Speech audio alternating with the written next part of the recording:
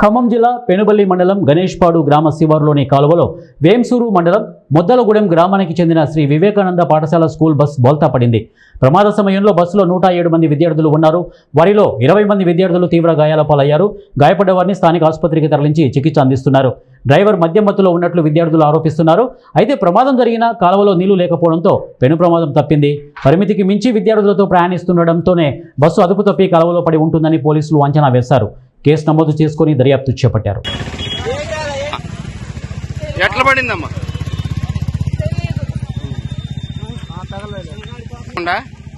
తాగినారంటున్నారు మరి ఏమండి ముందు తాగినారంటున్నారు.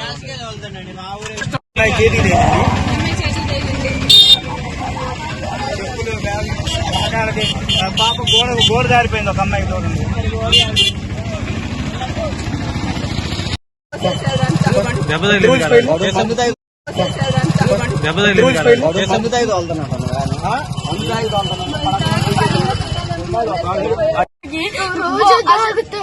మార్నింగ్ కూడా తాగొస్తాడు.